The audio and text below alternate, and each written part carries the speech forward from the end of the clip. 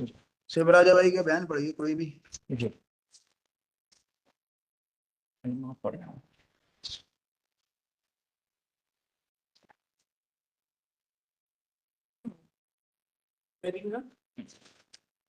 जी।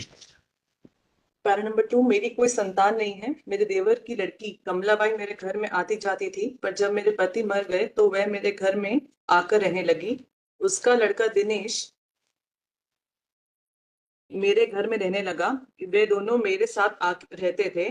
मुझे ख्याल था कि वे मेरी सेवा करेंगे और वे मेरे जोड़ हाथ दबाएंगे, पर वो कमी मेरे जोड़ हाथ नहीं दबाए। वे मुझे देते, पर हर दिल से नहीं देते थे। आज से 4.5 साल पूर्व जाड़े के महीने में दिनेश ने मुझसे कहा कि चलो जायदाद में तुम्हारा नाम लिखवा दें और तुम्हारे नाम पट्टा करा दें। मुझे ये विश्वास हुआ कि वह मेरे नाम पट्टा करा देगा और खाना पीना देगा। फिर दिनेश मुझे कचहरी की कोठरी में ले गया और मुझसे कई कागज पर मेरे अंगूठे लगवाया। वे फिर साहब के सामने ले गया तो उन्होंने पूछा कि क्या तुमने लिखाया है। तो मैंने कहा कि मेरे नाते दिनेश ने कुछ लिखवाया है, सब ठीक लिखाया है। तो साहब ने मेरा अंगूठा लगवाया और फिर मैं घर वापस चली गई।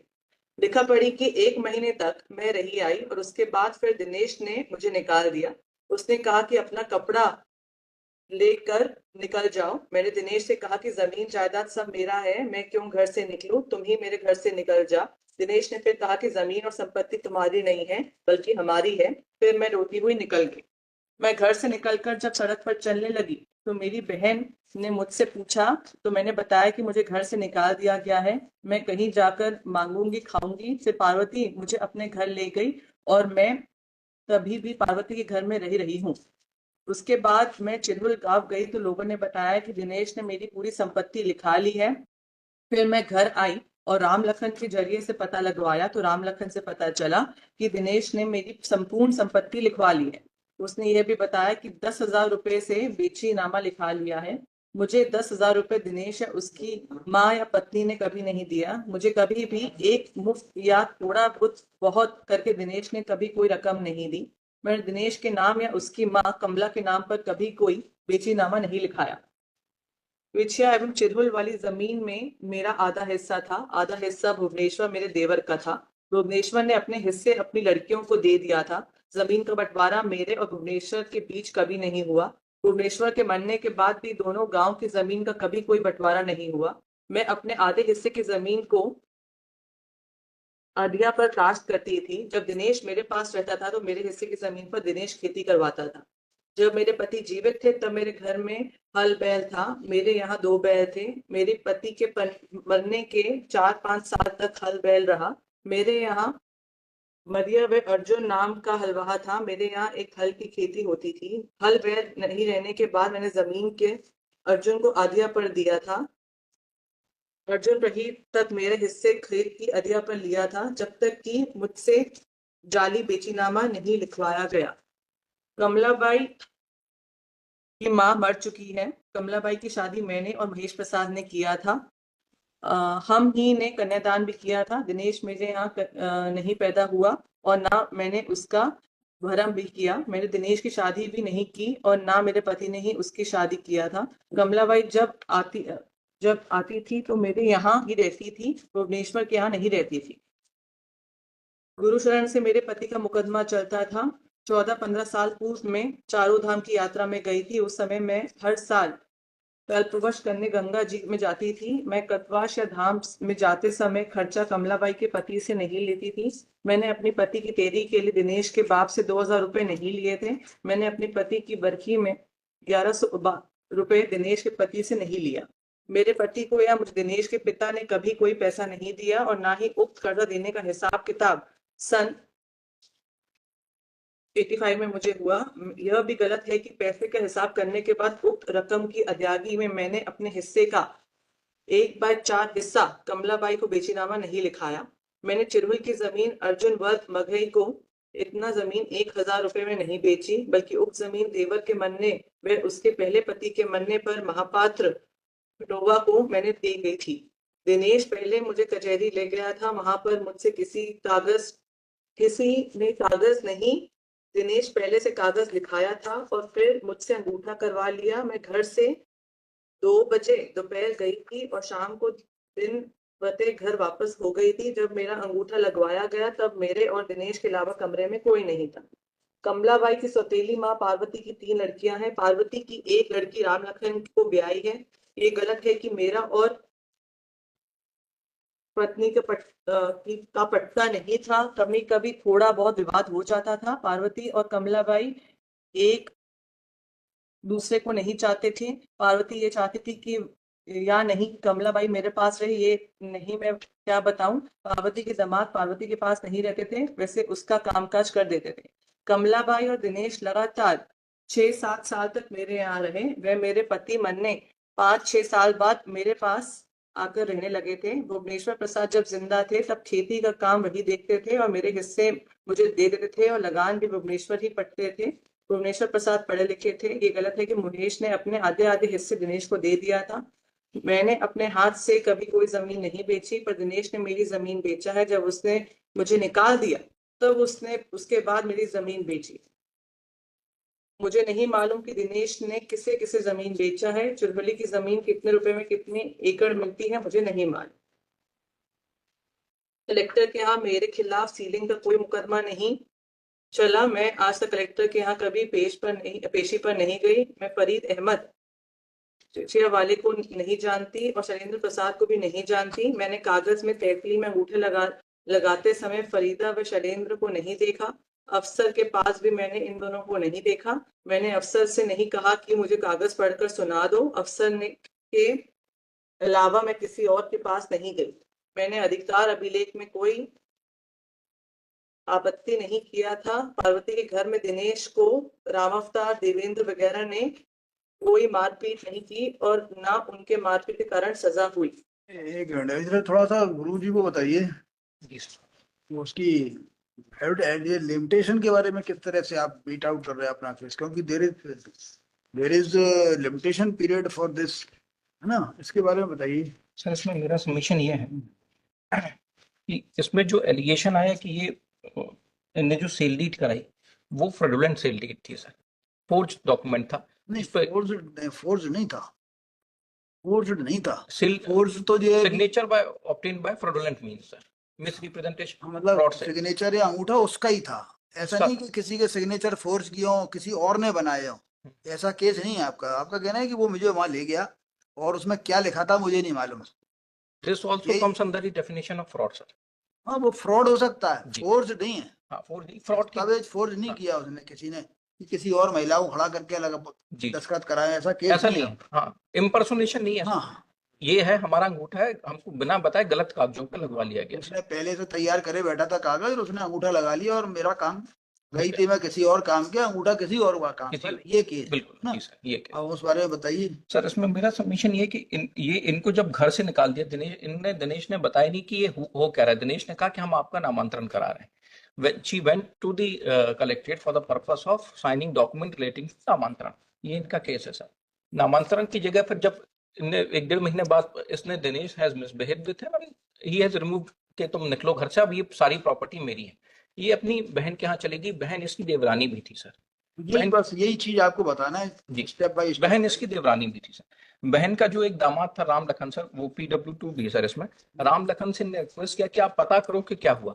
राम लखन ने जो डॉक्यूमेंट निकाले सर वो 85 में निकाले सर। मतलब पार्वती का दामाद है ये, है ना, जी राम लखन। जी तो ये एविडेंस में कहीं आया कि जब ये गवाही हुई तब पार्वती जिंदा थी? आया है सर? आया है सर ये एविडेंस। और जब इसने डॉक्यूमेंट निकाले और सारे एग्जिबिट कराए सर, राम लखन ने भी ये फैक्ट एडमिट किया है।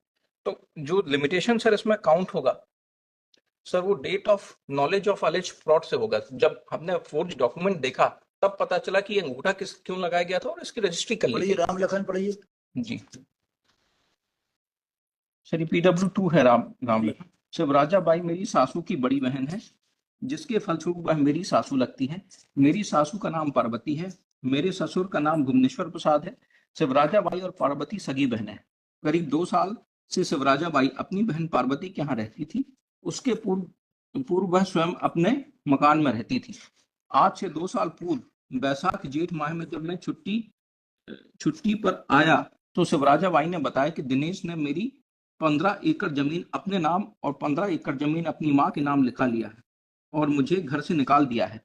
मुझसे शिवराजाबाई ने कहा कि क्या मैं क्या करूं, अन्य रिकॉर्ड में देख कर आप रिकॉर्ड में आप देख रिकॉर्ड कर में आओ कि देख क्या कर आओ सही कि है और क्या क्या सही गलत है और क्या गलत है।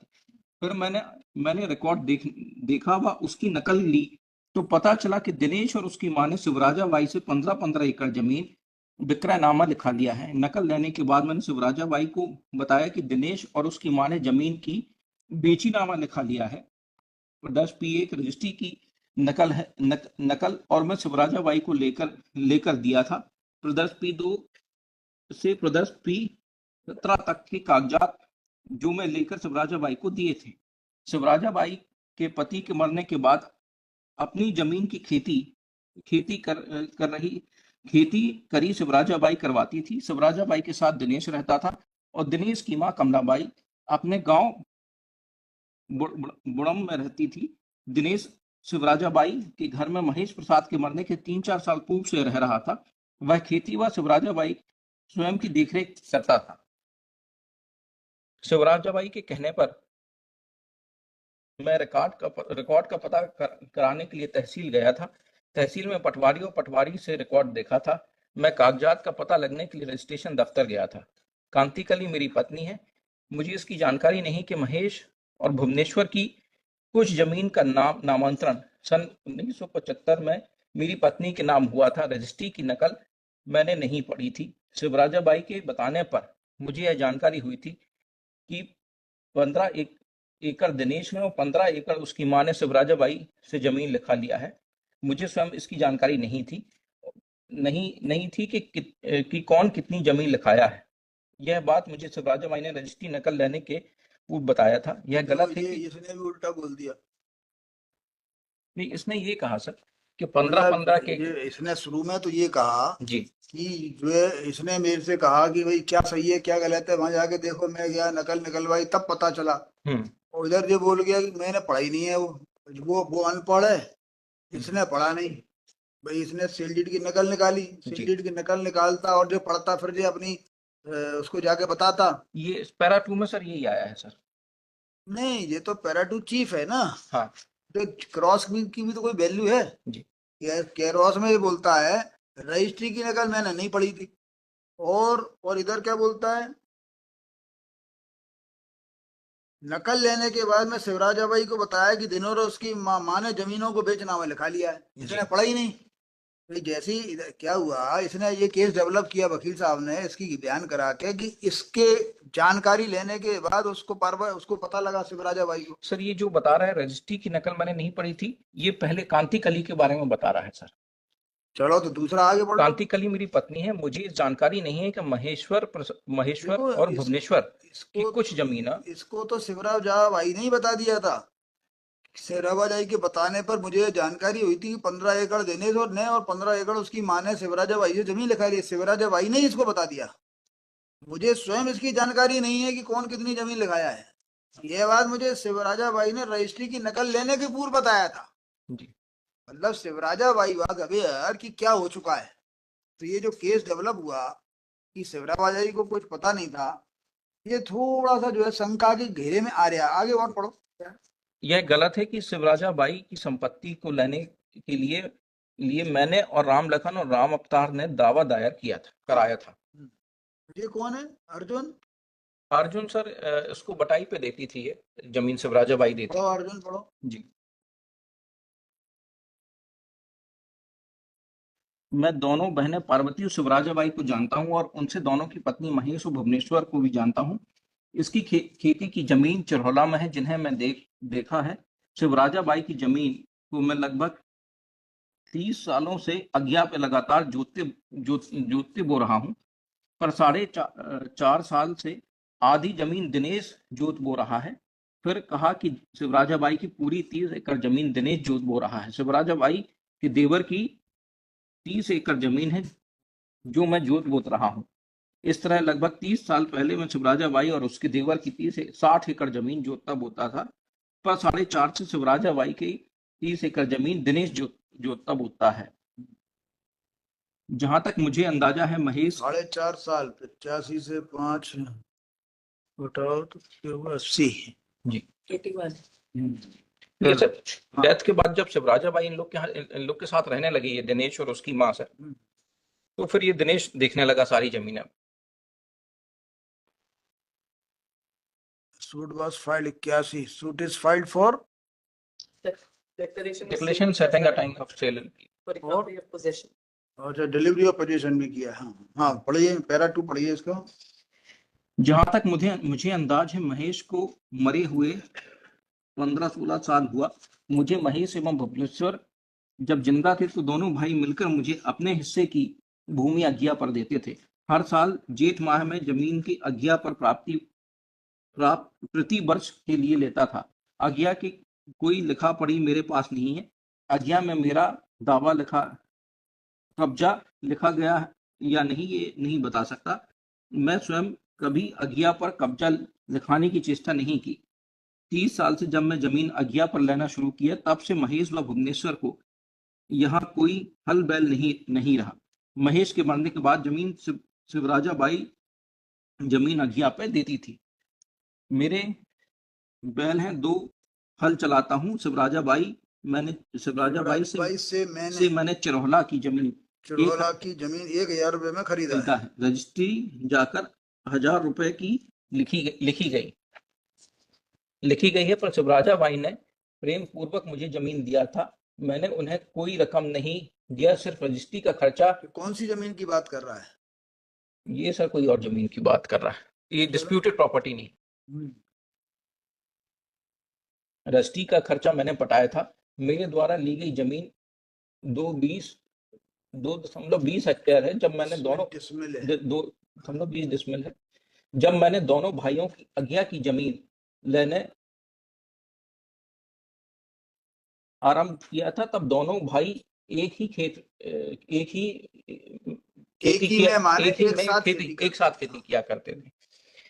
मैंने गुरु प्रसाद महापात्र से भी आज से 4-5 साल पूर्व जमीन खरीदी है। गुरु प्रसाद महेश प्रसाद एवं भुवनेश्वर प्रसाद की मृत्यु दान पर भी दी गई थी। गुरु प्रसाद का और क्या नाम है मुझे नहीं मालूम। गुरु प्रसाद से जो मैंने जमीन खरीदी उसकी रजिस्ट्री मैंने शिवराजाबाई से कराई है। शिवराजाबाई से मैंने रजिस्ट्री इसलिए कराई थी कि जमीन गुरु प्रसाद के नाम व भूमि अभिलेखों में नहीं थी।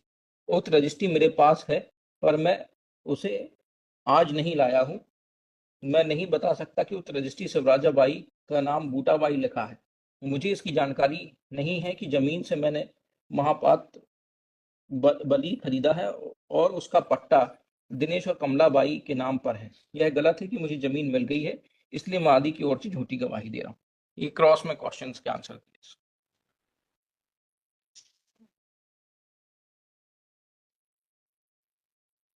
ये लोग कौन है? अच्छा ये सुशील कुमार वही खेती करता गांव का वो था sir, independent witness. Relevant is DW2 and DW8 जो सेल डीड के विटनेसेस हैं। यहाँ उनका बोलना है DW2 में अगर पढ़ेंगे तो उसमें लिखा है DW2 and DW8 and 8 में ये क्या कहते हैं? DW2 is Dinesh Kumar Tripathi. इनका जो पैरा नंबर 4 की गवाही है उसमें वो सेल डीड जब एग्जीक्यूट हुई थी उसका विवरण है। अरे ये दिनेश कुमार त्रिपाठी and 8 is शैलेंद्र प्रसाद द्विवेदी।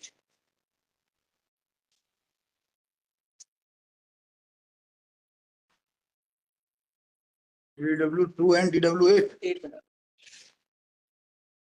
ये किस लिए? उसमें जो उन्होंने स्टेटमेंट दिए हैं उनका बोलना है कि उनके सामने शिवराजाबाई को वो पूरी सेल डीड पढ़ के बताई गई, फिर उसने अपना अंगूठा लगाया है। किसने कहा है? DW2 para number 4।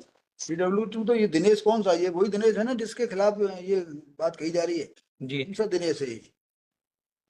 Dinesh Kumar Tripathi, Kamlabai मेरी माँ है, वही है। And DW8 is आरोप है। DW8 is the other witness। Dinesh Kumar Tripathi किस चीज का गवाह है? सेल डीड थी कमलाबाई के नाम पे और ये उनका बेटा है। अच्छा इसलिए इसने आया है ये। And DW8 शैलेंद्र है। तो ये जो सेल डीड हुई थी वहां पे जो फ्रॉडुलेंट सेल डीड कही जाती है वो केवल दिनेश कुमार के नाम है या जो है कमलाबाई और दिनेश कुमार के नाम 2 सेल डीड हैं? दिनेश के नाम पे तो विल है जो कोर्ट ने प्रूव मानी। कमलाबाई के नाम पे सेल डीड थी सर, कमलाबाई के नाम सेल डीड हुई है। जिसको कराने दिनेश कुमार ले गया था। अच्छा, उस समय उसको जरूरत भी नहीं होती थी परचेजर की, परचेसर की जरूरत नहीं होती थी। इसलिए जो है इसलिए ये विटनेस है उसका। और दूसरा विटनेस क्या कहता है? DW8 Shailendra Dwivedi.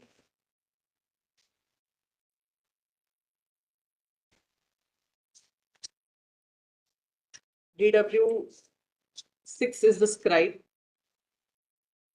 DW8 Shailendra Dwivedi.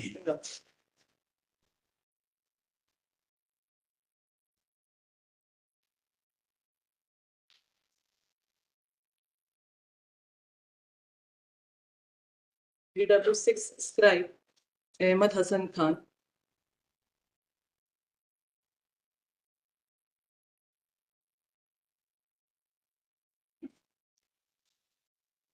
Scribe also mentions कि मैंने दस्तावेज प्रदेश D2 को टाइप करने के बाद शिवराजाबाई तथा वहां उपस्थित गवाहों को पढ़कर सुनाया गया था। शिवराजाबाई ने दस्तावेज को सही लिखा होना स्वीकार किया था। DW8 शैलेंद्र। रजिस्ट्री शिवराजाबाई ने लिखवाया था। प्रदेश D2 वही विक्रय पत्र शिवराजाबाई ने लिखवाया था, रजिस्ट्री करवाया, जिसमें ब से भ भाग में मेरे हस्ताक्षर बने हैं। पर विक्रय पत्र प्रदेश D2 एक और ये जो शैलेंद्र द्विवेदी है, इसके ऊपर क्रॉस क्या हुआ है, जरा पढ़िए। मैं सन 1975 से 79 तक बिछिया में विंदेश्वरी प्रसाद के मकान में किराए पर रहता था। दिनांक 30/12/75 को मेरे ऑफिस बंद था या खुला था, ये मैं नहीं बता सकता। मैं ट्रेजरी के काम से कलेक्ट्रेट की ओर निकला हुआ हूँगा, इसलिए मैंने गवाहों में दस्तखत बना दिया था। मैं रजिस्ट्री कराते समय 1-8 घंटा रुका हूँगा। जब मैं पहुंचा तो रजिस्ट्री लिखी जा चुकी थी। मैंने केवल अपना दस्तखत बनाया था और चला गया था। मेरे सामने मेरे दस्तखत बनाने के अलावा और कोई कार्य नहीं हुआ। मैं रजिस्ट्रार के पास रजिस्ट्री के समय गया था। मैं रजिस्ट्रार के पास गया, लेकिन मुझे ध्यान नहीं है मैंने वहां पर दस्तखत बनाया था या नहीं। ऐसा बात नहीं है कि मैं रजिस्ट्रार के समक्ष उपस्थित नहीं हुआ हूँ। रजिस्ट्रार के समक्ष मेरे साथ और कौन कौन गए थे मैं ये नहीं बता सकता, लेकिन शिवराजाबाई तो गई थी। दिनेश कुमार की मां ने रजिस्ट्रार के समक्ष हस्ताक्षर किए हो तो ध्यान नहीं है, लेकिन दिनेश कुमार उपस्थित थे। दिनेश ने हस्ताक्षर किए थे या नहीं मुझे जानकारी नहीं है, और कोई साक्षी थी या नहीं मुझे ध्यान नहीं। रजिस्ट्रार के सामने और क्या कार्रवाई हुई थी मुझे ध्यान नहीं है। बुक बेनामा प्रदेश D2 में जमीनों के बारे में क्या क्या लिखा गया था मुझे मालूम नहीं है। जब मैं पहुंचा रजिस्ट्री लिखी जा चुकी थी, उसमें क्या क्या लिखा था मुझे मालूम नहीं है। वो जो स्क्राइब जो पढ़ रही थी आप, वो कौन सा है? Scribe is DW6।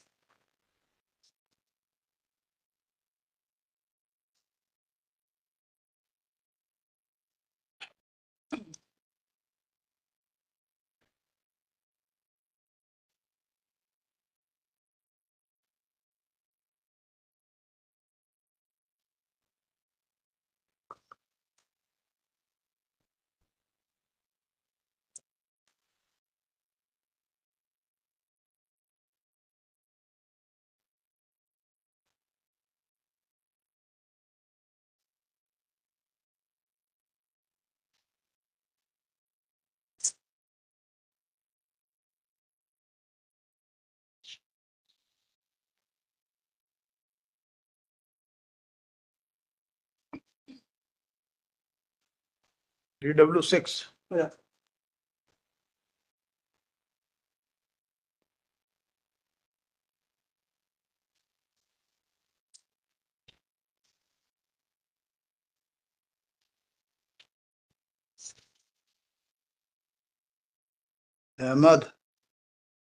Ahmad Hasan Khan.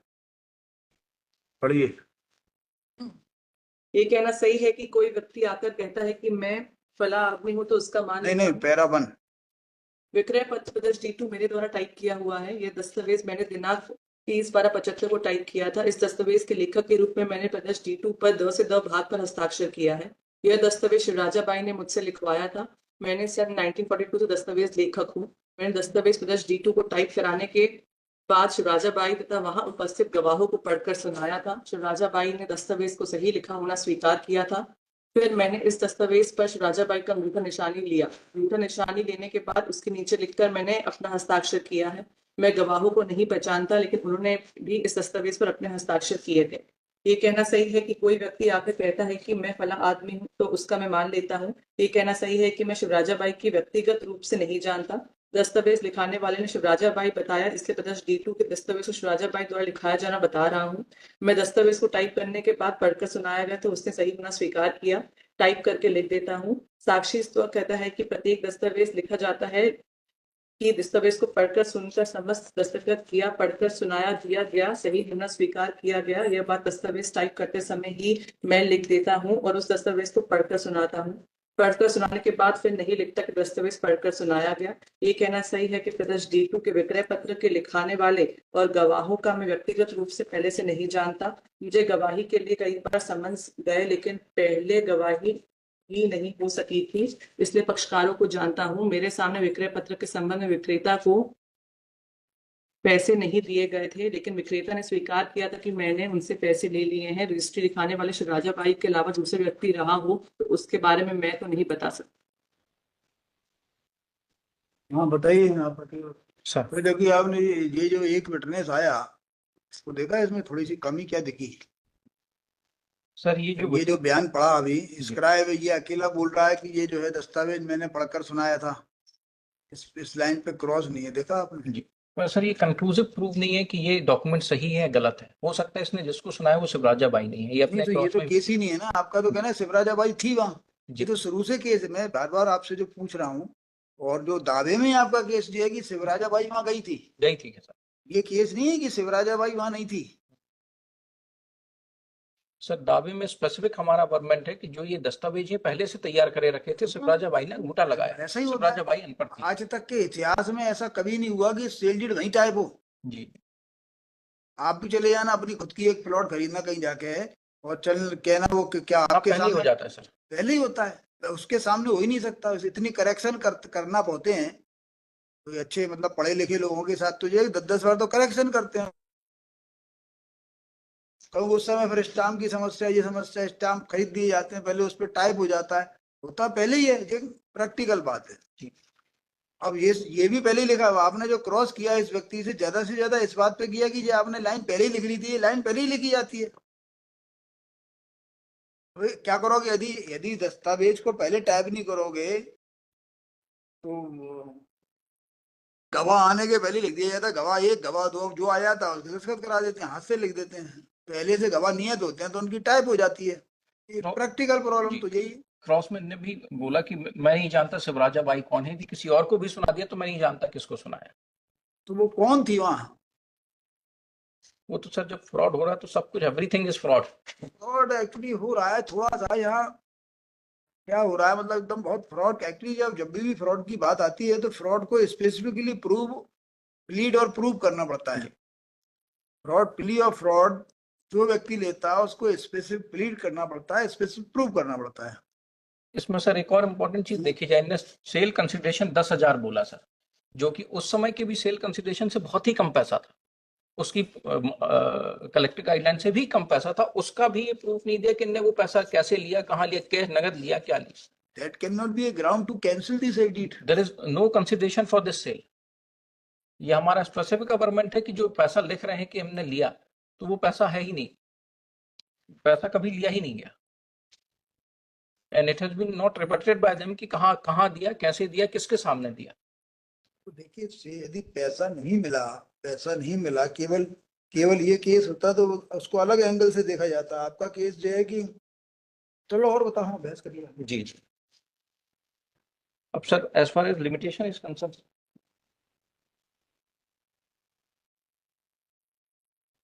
Limitation act then section 17 limitation act.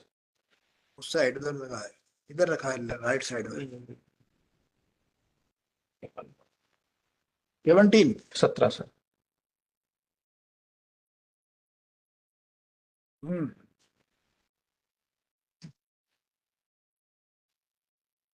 Effect of fraud or mistake, wherein any case of any suit or application for which a period of limitation is prescribed by this act, a suit or application is based upon a fraud of the defendant or respondent or his agent, or the knowledge of the right or title on which suit or application is founded is concealed by the fraud of any such person as aforesaid, or the suit or application is for the relief for the consequences of a mistake, or where any document necessary to establish the right of plaintiff or applicant has been fraudulently concealed from him. The period of limitation shall not begin to run until the plaintiff or applicant has discovered the fraud or the mistake, or could with reasonable diligence have discovered it, or in the case of a concealed document, until the plaintiff or the applicant first had the means of producing the concealed document or compelling its production, provided that nothing in this section shall enable any suit to be instituted or application to be made. So मेरा submission ये है sir, where the fraud has been alleged, the two essential condition for invoking section 17 is fraud and discovery of fraud. तो हमारे case में sir जब discovery हुई 85 में, within 6 months suit has been filed sir. 81 is the date of the filing of the suit. 81 में जब हुई तो within 75 is the sale date. जब डिस्कवरी हुई तो within 6 months the suit has been filed.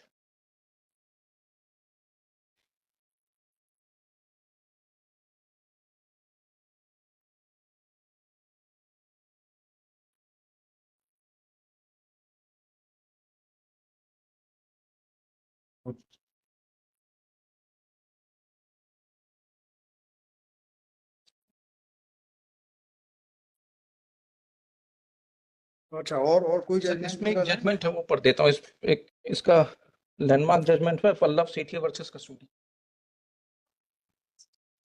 Para 12 onward है sir इसमें, ये 2022 का 8। जी जी, ये पुराने जजमेंट भी सर इसमें फॉलो किए गए हैं, Pallav Sethia versus custodian has been followed. नहीं, ये 2022 का 8 SCC 401 बोल रहे हैं ना आप? जी जी जी, ये तो सरमन पाल के है। ये सरमन पाल है, पैरा अच्छा, 12 इसमें वो पल्लव सेठिया को कंसीडर किया है जी कंसीडर किया गया। कौन सा? पैरा 12 से सर पेज 414 जी। Therefore, in the event the plaintiff makes out a case that falls within any or more of the 4 clauses to subsection 1 to section 17 of the Limitation Act, the period of limitation for filing of suit shall not begin to run until the plaintiff or applicant has discovered the fraud or mistake, or could have reasonable diligence have discovered it, or if the document is concealed, then the plaintiff has the means of producing the concealed document or compelling its production a fortiori. Para 13, sir. जी। Diligence is a word of common parlance, means attention, carefulness, and persistence in effort of doing something. This court, in the case of so and so, in reference to the provision of Order 6, Rule 17 of the Code, defined diligence. Para 16. According to the Oxford Dictionary, the word diligence means careful and persistent application or effort. Diligent means careful and steady in application to one's work and duties, showing care and effort. As per Black's Law Dictionary, diligence means a continual effort to accomplish something, care, caution, and attention, and care required from the person in a given इसका situation. छोटा सा answer para 15 में आ रहा है, उसको जी। पढ़िए आप। Thus, when the plaintiff relies on Section 17(1)(b) of Limitation Act asserting fraud or mistake, he has to state that date on he has to state the date on which he has discovered the fraud or mistake, and also state that he could not have discovered the fraud or mistake with reasonable diligence. Sir इसमें date हमने specific दी थी कि किस तारीख को हमने राम लखन को बोला, राम लखन किस दिन वो डॉक्यूमेंट लेके आया। लेकिन ये राम लखन तो जो है उल्टा बोलने लगे, और राम लखन को जिसने बोला वो खुद अपने खिलाफ बोल गई ना। राम लखन ने बोला कि ये इनके साथ धोखा हो गया, इनने मुझे बताया था, मुझे नहीं पता था रजिस्ट्री में क्या लिखा। लेकिन वो बोल रही मेरे से जब धोखा हुआ था मैंने तुरंत बता दिया था अपनी बहन को, और अभी आपने पढ़ा था ना पहले जी, 1 महीने के बाद पता चला। एक्चुअली इसमें देखिए 2-4 दिन की बात होना तब तो उसमें से कुछ गुंजाइश है, तो सालों की बात है, 2 साल की बात आ रही। 2 साल में उसको बाहर भी निकाल दिया घर से, वो बहन के यहाँ चली गई, दिने उसने लड़के को बता दिया, तो वो हालांकि डेट नहीं आ रही है, लेकिन ये जो हाँ उसका बयान जो है ना, हाँ थोड़ा सा प्रॉब्लम दे रहा है। जी।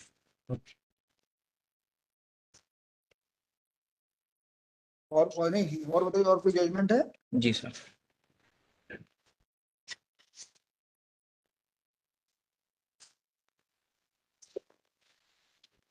Sir, as far as order 22 rule 5 is concern sir, उस पर तो लास्ट टाइम की मैंने बता दिया था।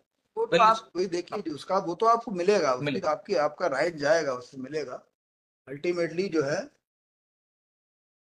22 को जजमेंट बता रहे हैं, जी सर, वो 10 कौन का सा 2 है? एससीसी का सर, 10 का 2 एससीसी 162, मैं कॉपी दे रहा हूँ। 2010 का 2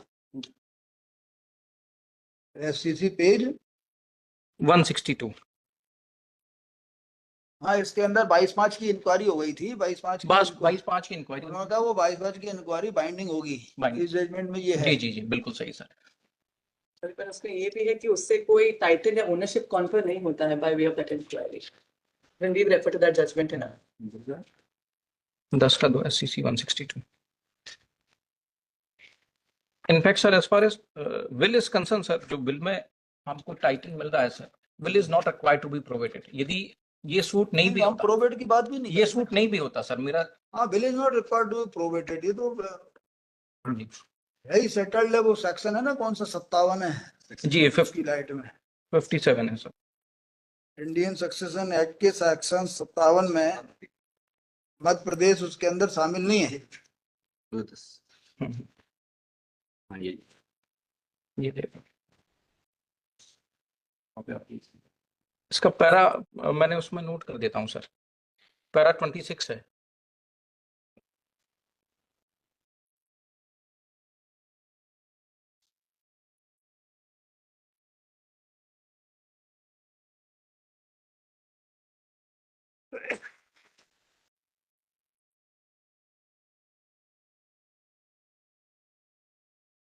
उसी पे सर ये 20 का 14 है 102। 22/5 पे ही जी सर, 22/5 पे 20 का 14 एफसीसी 102 सर।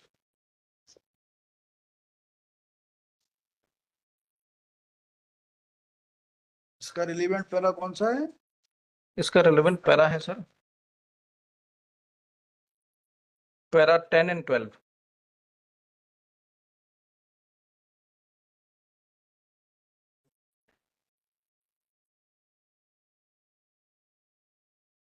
और एग्जीक्यूशन ऑफ प्रूफ पे sir, execution of will pay sir ये है, इसमें दोनों, इसमें विटनेस जो थे विल के सर, वो ही was examined, registrar was examined. तो as far as locus is concern, तो हमारा लोकस है सर, विल वाज ड्यूली अपना 22/5 के पर्पज से बता रहे हैं ना? जी जी हाँ, वो तो है ना, आपका बयान मैंने देख लिए। जी सर। AW1 AW2 ये हाँ, आईए पे बयान हुए थे सर, वो AW1 AW2 AW3। ये दोनों बयान है आपके अशोक कुमार वर्मा और गोकर्ण प्रसाद द्विवेदी, जी ये है ना?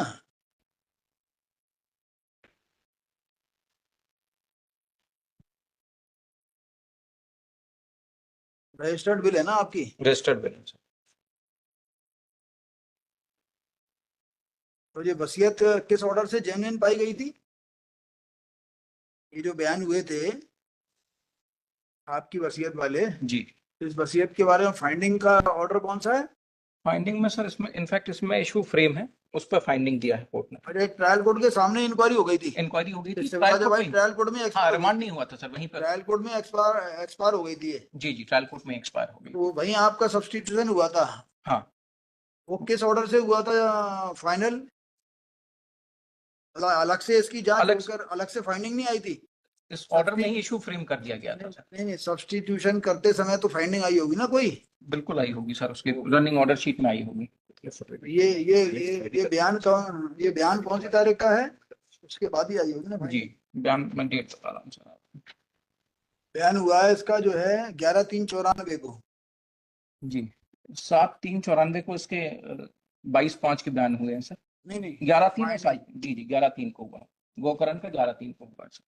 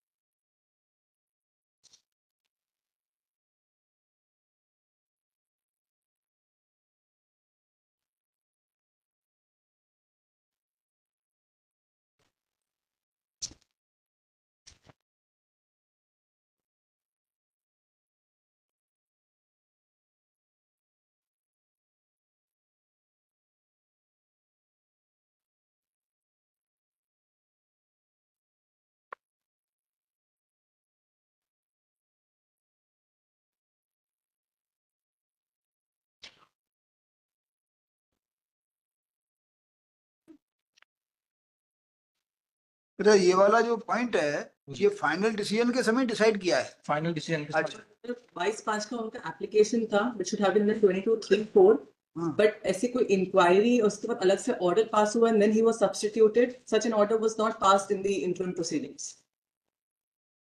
पारा 33 में वो जो बिल है उसको प्रूफ मान के 11,795 was the application preferred by Sudama under 22/5. वो 22/5 का आवेदन है, वो होना चाहिए था 22/3 22/4 का। उसको 22/5 की इंक्वायरी नांदेड़ कोर्ट ने उसको सुदामा को उनका लीगल रिप्रेजेंटेटिव मान लिया।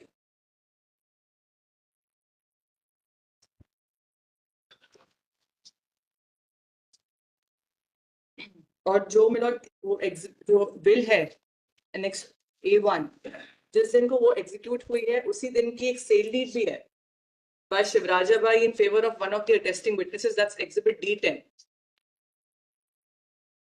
22/1/1987. This creates suspicion.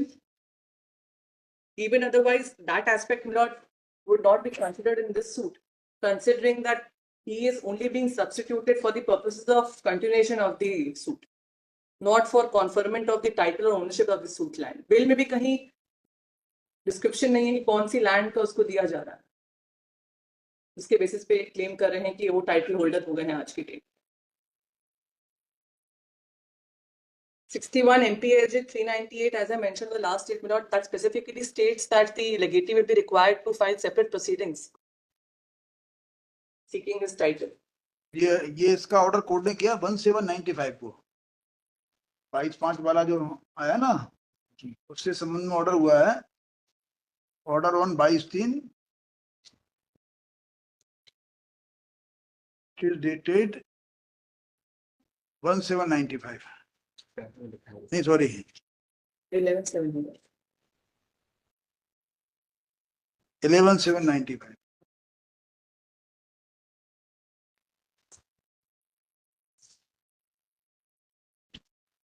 Sudama Prasad Pandey का आवेदन स्वीकार कर लिया उन्होंने।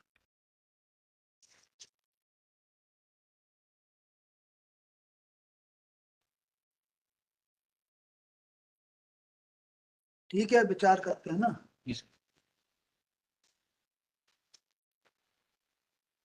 आपने जो जजमेंट जाना था वो दे दीजिए। एक जजमेंट पर सर एक ब्रीफ एक इंडेक्स बनाए वो जजमेंट के साथ आपको कोर्ट मास्टर को प्रोवाइड कर दूंगा सर। अच्छा हाँ कर दीजिए।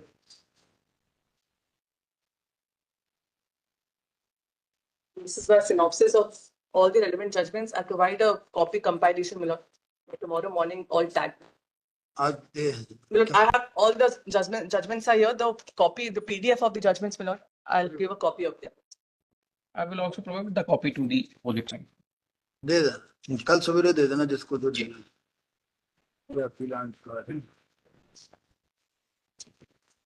Pledge. Perhaps इनका क्रॉस ऑब्जेक्शन भी है, मतलब हमारी बिल जो हमारे फेवर में डिसाइड हुई है उसमें they have filed a cross objection. अच्छा, So they हमारा have क्रॉस not ऑब्जेक्शन है सर ये कहना है कि जो ये बिल इनके फेवर में थी तो वो इनफैक्ट हम इशू हार चुके हैं ट्रायल कोर्ट से. It has been held against us. That finding is against them. उसके क्रॉस ऑब्जेक्शन किया आपने? जी. Hello. Cross objection in respect of will executed in their favor. In respect to the finding given by the trial court that the will has been found to be proved in favor of Mahesh. Exhibit एक और B. पहले पुरानी bill थी sir उसकी. By the husband sir. Not by Subraja Bai. Will exhibit कौन सा है वो? Exhibit D2 is D2 of the favor of Mahesh. in favor of Mahesh. By the husband of Subraja Bai. That's stand correct. It's exhibit D1. That's stand corrected.